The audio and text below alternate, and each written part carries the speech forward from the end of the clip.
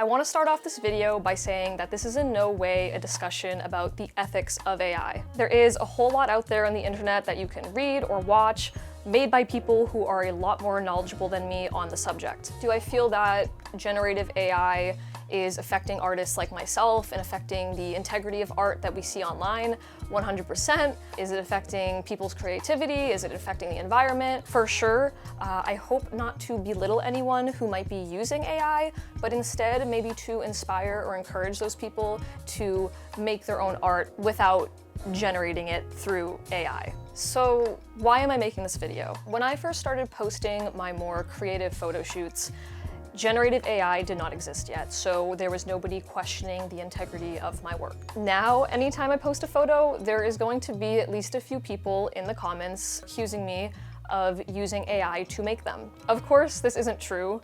Anyone who has followed me for the past 4 or 5 years knows that I have been making these types of photos way before generative AI was a possibility. And it's upsetting for a couple of reasons, and I'm going to get into that. A couple of weeks ago on Twitter, there was a trending video of a guy carrying what looked to be a xenomorph from the movie Alien. The alien in question didn't really look like a xenomorph, it didn't have the same anatomy. He's carrying it on his back and then he drops it onto a table and he cuts it open and green goo comes out of the alien. This video was made completely by generative AI. There were a lot of comments on this video claiming how impressive it was that we could do this and how we've never been able to do something like this before. This is the part I don't really understand. If you were born anytime before 2023, it's very likely that most of the media you have seen or consumed consisted of real practical effects. We're talking about puppets and animatronics, props and costumes that were made by real humans. So this whole argument that we've never seen anything like this before, it's just not true. We've been doing this for years and we've been doing it really, really well.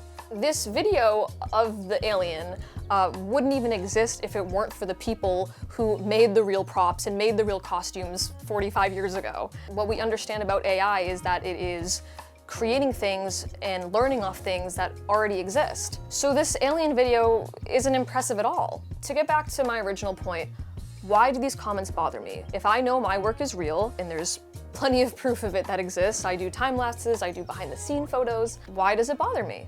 And there's a few different reasons. Well, for one, it's hurtful personally. Those who know me know that I can only really make a single photo every couple of months just because of how much pre-production goes into these. It's not just about shooting a car, come up with an original idea, I'll sketch it out, I will location scout, I might have to rent a space, I'm sourcing a car, I'm either buying or creating an expensive costume from scratch. So to have all of that love and work come down to just, well, this can't be possible because I don't believe it's possible, therefore it's AI, it's hurtful to me, but it's kind of depressing as well. On a different level that I think bothers me more, there is a lot of aspiring artists and photographers out there, especially on Instagram, who are looking at work like mine and others for inspiration.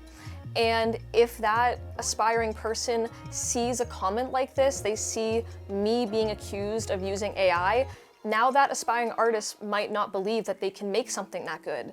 They might think, well, oh, of course it was AI. I wouldn't have been able to make that to begin with. And that isn't the reality. Anyone can do what I do. Of course, it takes a lot of practice and time, but there's no reason that any person shouldn't be capable of making what I make, or make something even better. So now it's not only hurt me, the artist, it's hurt an aspiring artist, and it's hurting you. If you go through life accusing every extraordinary thing you see as generative AI, I feel like maybe you don't believe in yourself. And you should. My whole point is that comment accusing somebody of using generative AI is actually affecting every single person in the picture, both literally and figuratively. I personally believe that we are put on this earth to create, whether it's creating art, communities, relationships. I think if there's no other reason why we're here, that's a real good one. And I believe that every person who is using generative AI to make art I think that person is fully capable of making art themselves without the use of AI. But I don't know how to draw. That's okay. If you're drawing stick figures or coloring with crayons, you are already doing laps around the person who is generating pictures. I promise. But I don't have an expensive camera. That's also okay. There are tons of fantastic old or used cameras that are on the market right now. Some of my best work I made on very, very old, broken cameras. But I don't know how to make a costume. That's okay. The thrift store is your new best friend. I would say 95% of the props and costumes used in some of my earlier shoots were completely free, secondhand, gifted, or I bought from a thrift store in order to make it work. But I don't have a fancy car. The first year of shooting cars, I only had access to my very humble Saab 9.3 that I shot everywhere. It wasn't until a couple years into shooting where I started actually reaching out to car owners that had things fancier than a Saab 9.3 to really start growing my portfolio. It's also a lot easier using what you already have because then you're learning a lot. If you have the fanciest car, the most expensive camera, the most complicated costume, it's gonna be really overwhelming. There is no better time to make real, authentic art than right now. Currently, there are unlimited resources and tutorials online that are completely free. Cameras have gotten cheap. Materials and supplies have gotten more accessible or easier to find. Nothing great comes easy, right? So when you first get started, you are going to fail. And you're probably going to fail a lot. This is all a part of an extremely important process to learn. We learn so much from failing, and it can be so frustrating and so discouraging, and you just have to push through that because what you learn from that failure is going to be invaluable in the end. But what if it still sucks? It's probably gonna suck. You have to be willing to be embarrassed. I have been shooting cars professionally now for about 7 years, and even after 7 years, I am still learning that I have to sometimes put my ideas above my pride and nurture those ideas, and even if I don't think that other people are going to like them, I just have to create them anyway, and I have to post them.